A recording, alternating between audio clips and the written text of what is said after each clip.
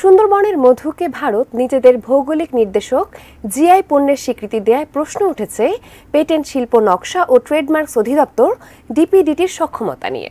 তবে সুন্দরবনের মধু বাংলাদেশ ও ভারতের জিআই পণ্য হিসেবে স্বীকৃতি পেতে পারে বলে মন্তব্য করেছেন পেটেন্ট শিল্প নকশা ও ট্রেডমার্কস অধিদপ্তরের মহাপরিচালক মুনিম হাসান। মাহাদি সেকেন্দারের রিপোর্ট।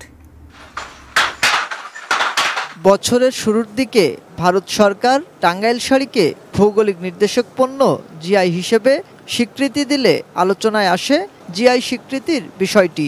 নড়ে চড়ে বসে সরকারি প্রতিষ্ঠান পেটেন্ট শিল্প নকশা ও ট্রেডমার্কস অধিদপ্তর ডিপিডিটি। টাঙ্গাইলের শাড়ির পর এবার ভারত সুন্দরবনের মধুকে নিজেদের ভৌগোলিক নির্দেশক পণ্যের স্বীকৃতি দেয় আবারও আলোচনায় সেই পেটেন্ট শিল্প নকশা ও ট্রেডমার্কস অধিদপ্তর ডিপিডিটি। প্রথম কাজটাই তো হলো ভারতে কতগুলো অ্যাপ্লিকেশন হয়েছে এগুলিকে মনিটর করা।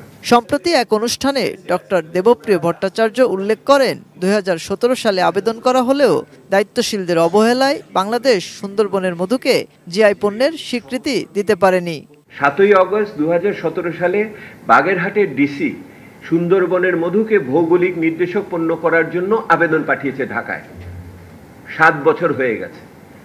7 বছরের ভিতরে বাংলাদেশের প্রশাসন, বাংলাদেশের সংশ্লিষ্ট ব্যক্তিরা এইটার জন্য কোনো পদক্ষেপ নেয়নি। কেন এরকম হচ্ছে? এই ধরনের প্রশাসনিক আমলাতান্ত্রিক জটিলতা অবহেলার কারণগুলোর দায়িত্ব কে নেবে? তবে অভিযোগ অস্বীকার করলেন পেটেন্ট শিল্প নকশা ও ট্রেডমার্কস অধিদপ্তরের মহাপরিচালক মুনিম হাসান। তুলে ধরলেন সুন্দরবনের মধুর জিআই স্বীকৃতি এখনো না পাওয়ার কারণ। একটা পণ্য হঠাৎ করে আপনি অ্যাপ্লিকেশন করলেন, আমি দায়সারা গোছের একটা করে এটা জিআই হিসেবে স্বীকৃতি দিতে পারে। আমাদের আইনগতভাবে এবং ইন্টারন্যাশনাল স্ট্যান্ডার্ড অনুযায়ী সমস্ত বিবেচনা করেই আমাদের জিআই হিসেবে স্বীকৃতি দেওয়া লাগে। ভারতেও কিন্তু সুন্দরবন আছে এ ব্যাপারে, এবং একই পণ্য যার গেলে এটাতে কোনো সমস্যা নেই। এছাড়া জানালেন দ্রুতই নতুন করে জিআই স্বীকৃতি পেতে যাওয়া পণ্যের বিষয়ও। 11টা আমাদের বিজি প্রেসে অলরেডি প্রিন্টের জন্য আছে জার্নাল পর্যায়ে, এবং আরও 5টা আমরা জার্নালে দেওয়ার পর্যায়ে চলে গেছে।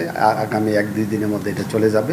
এবং এছাড়াও আমাদের কাছে এখন পেন্ডিং আছে হলো 21টা। এখন পর্যন্ত মোট 31টি পণ্য জিআই স্বীকৃতি পেলেও সারা দেশে প্রায় 5 শতাধিক পণ্যের জিআই স্বীকৃতি নিয়ে কাজ করছেন বলেও জানান তিনি। মাহাদি সেকেন্দার, এটিএন নিউজ, ঢাকা।